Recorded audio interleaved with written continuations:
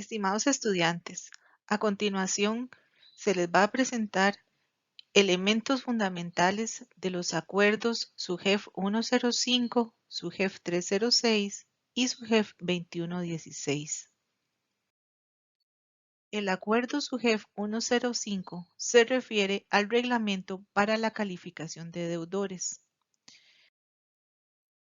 Tiene por objeto la cuantificación del riesgo de crédito de los deudores y la constitución de estimaciones con el fin de salvaguardar la estabilidad y la solvencia de las entidades y conglomerados financieros. Este acuerdo tiene como alcance aquellas entidades supervisadas por la SUGEF. La entidad debe realizar una clasificación del deudor. En el grupo 1 van a estar los deudores cuyos saldos totales adeudados de las operaciones de crédito superan los 100 millones de colones. En el grupo 2 van a estar los deudores con saldos totales adeudados de las operaciones de crédito menores a 100 millones. La entidad, asimismo, debe realizar una categorización de riesgo de los deudores en estas categorías: A1, A2, B1, B2, C1, C2, D, E, siendo que A1 es la categoría de menor riesgo y E la de mayor riesgo. La entidad debe realizar un análisis de la capacidad de pago de sus deudores, tanto del grupo 1 como del grupo 2, con base en sus propias metodologías debidamente aprobadas por el órgano director. Estas metodologías deben ser consonantes con sus políticas de crédito y congruentes con el tipo de deudor, las líneas de negocio y los productos crediticios que ofrece la entidad. También puede apoyarse en análisis estadísticos con base en características comunes entre deudores. La capacidad de pago del deudor también debe establecerse bajo escenarios de estrés. Para el caso particular de los deudores de grupo 1, se deben de considerar adicionalmente los siguientes elementos: la situación financiera del deudor, el ingreso neto, los flujos de efectivo esperados, elementos como antecedentes del deudor y el negocio, situación del entorno sectorial que le vayan a afectar en sus flujos de efectivo, temas de vulnerabilidad a cambios en la tasa de interés y el tipo de cambio, para lo cual la entidad puede hacer escenarios de estrés, y otros factores asociados al deudor, como pueden ser temas de tecnología, ambientales, permisos, entre otros. Asimismo, una vez que se realiza el análisis de la capacidad de pago, la entidad debe establecer 4 niveles para ubicar al deudor en alguno de los mismos. En el nivel 1 se tienen aquellos deudores que tienen capacidad de pago. En el nivel 2 se van a presentar los deudores con leves debilidades en su capacidad de pago. El nivel 3 va a presentar deudores con debilidades graves en la capacidad de pago, y en el nivel 4 se van a presentar deudores que no tienen capacidad de pago. Para el caso del análisis que debe realizar la entidad del comportamiento de pago, se va a considerar el comportamiento de pago histórico asignado del deudor por el Centro de Información Crediticia que administra la SUGEF. Para tal caso se van a considerar 3 niveles. En el nivel 1 se van a tener las calificaciones de comportamiento de pago histórico buenas. En el nivel 2 se van a tener comportamientos de pago histórico aceptables, y en el nivel 3 se van a tener comportamientos de pago históricos deficientes.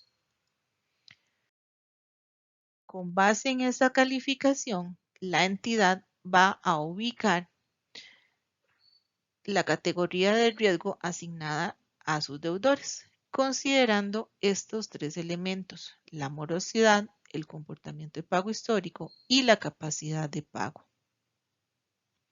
Con base en esta información, debe establecer las respectivas estimaciones, para lo cual debe cada mes establecer una estimación específica más una estimación genérica, que va a ser al final la estimación contable.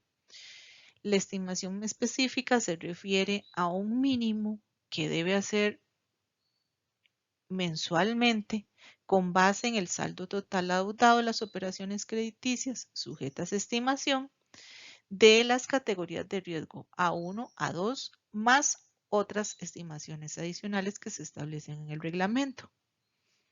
La estimación genérica va a estar relacionada con base en la categoría de riesgo según el porcentaje de estimación específica sobre la parte descubierta de la operación crediticia, más la estimación específica sobre la parte cubierta de la operación crediticia.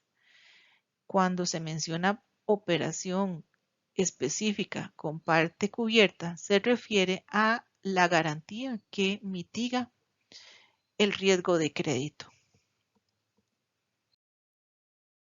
Dentro de los ejemplos que podemos mencionar de garantías que establece el reglamento, se consideran los siguientes: la hipoteca sobre terrenos y edificaciones, para lo cual la entidad deberá considerar porcentajes específicos, en este caso el 80% del avalúo.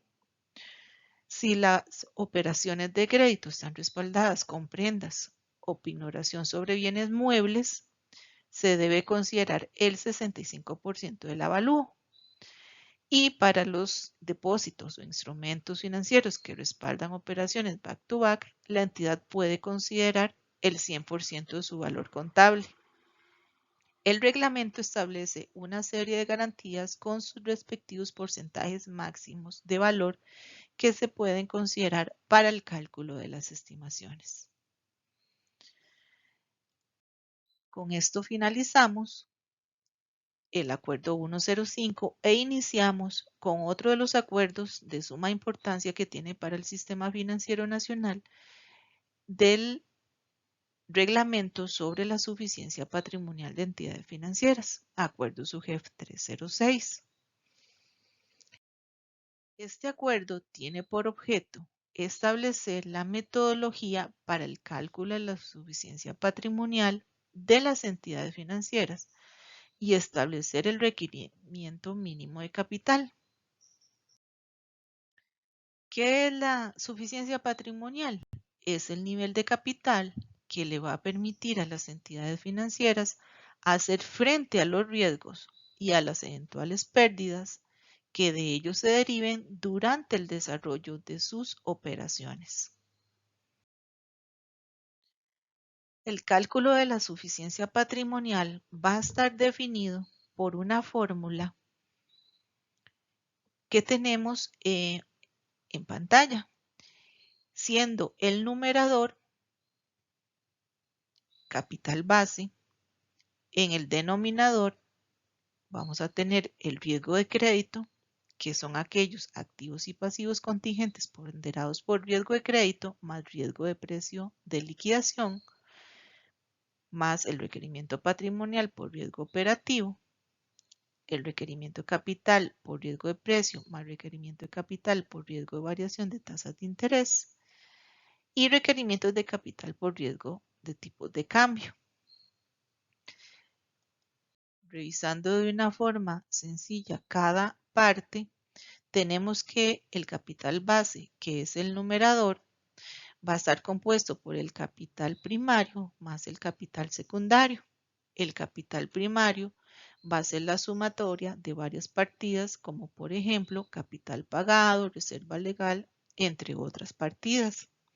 El capital secundario va a ser la sumatoria de ajustes al patrimonio, resultados de periodo, entre otras partidas.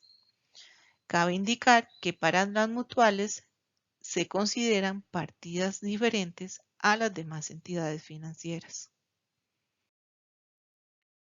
Dentro de los rubros del denominador tenemos riesgo de crédito, que se refiere a los activos más los pasivos contingentes ponderados por riesgo de crédito. Es decir, vamos a tener partidas donde la ponderación va a ser al 0%. Vamos a tener partidas donde la ponderación va a ser al 10%, otras al 25%, otras al 50%, otras al 75%, otras al 90% y otras al 100%. El reglamento establece el detalle de cuáles van a ser las partidas que se van a ponderar en estos niveles. Adicionalmente, se incorpora el porcentaje adicional por plazo residual de tarjetas de crédito, vehículos y vivienda. Asimismo, es aceptada aquellas calificaciones internacionales de empresas como Standard & Poor's, Moody's y Fitch. También se adiciona la ponderación de operaciones cubiertas con valores.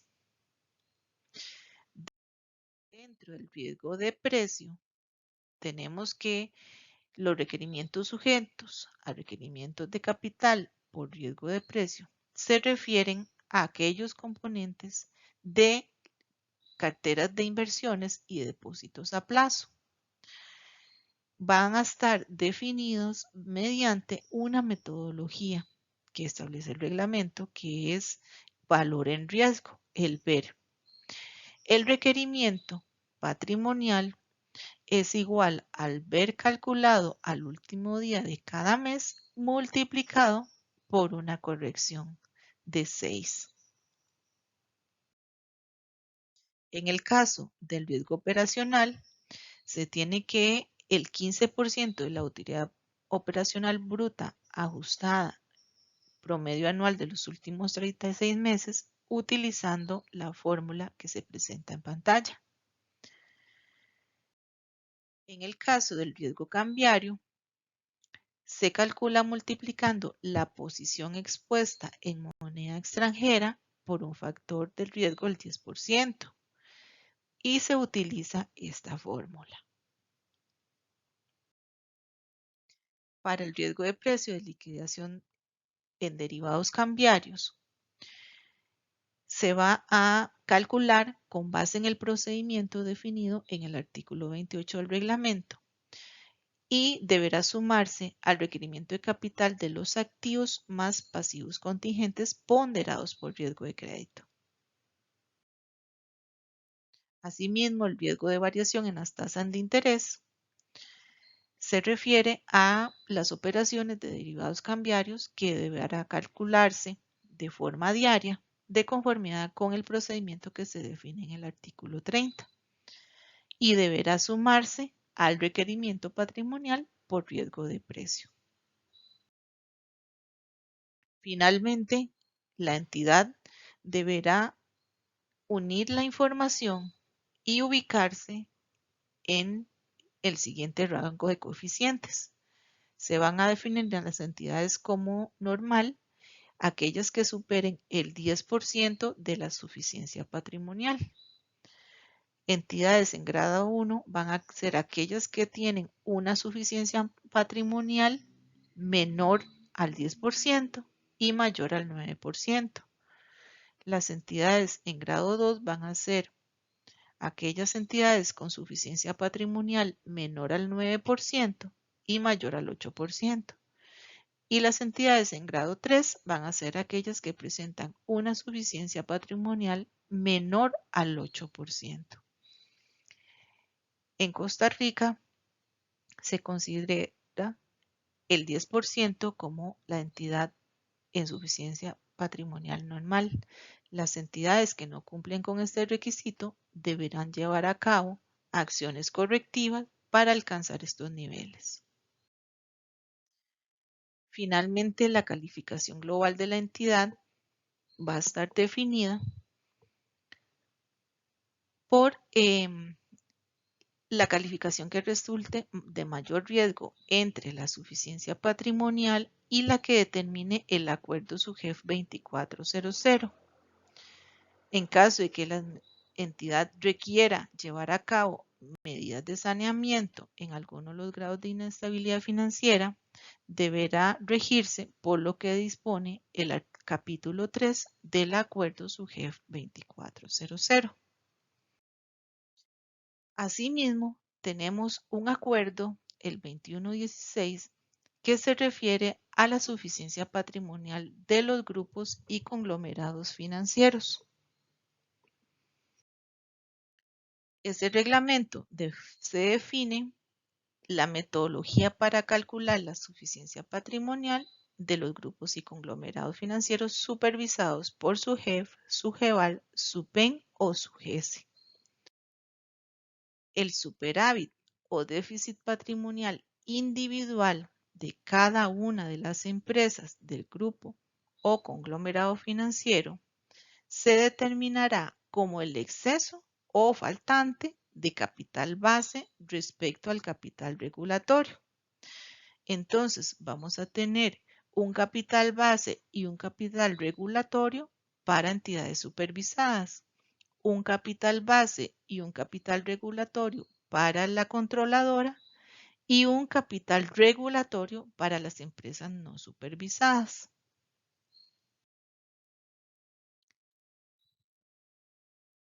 El capital primario más la suma del capital secundario menos las deducciones definidas en el reglamento constituyen los elementos para el grupo o conglomerado financiero para el cálculo de la suficiencia patrimonial. El capital primario se refiere a la sumatoria de los capitales base más los capitales regulatorios de todas las empresas del grupo, menos algunas partidas que se definen en el reglamento. El capital secundario, asimismo, es las sumatorias de varias partidas que establece esta norma. Y finalmente se hacen unas deducciones también establecidas por el mismo reglamento. Del déficit o superávit patrimonial del grupo o conglomerado financiero, se debe considerar que se debe alcanzar un nivel mínimo de suficiencia patrimonial.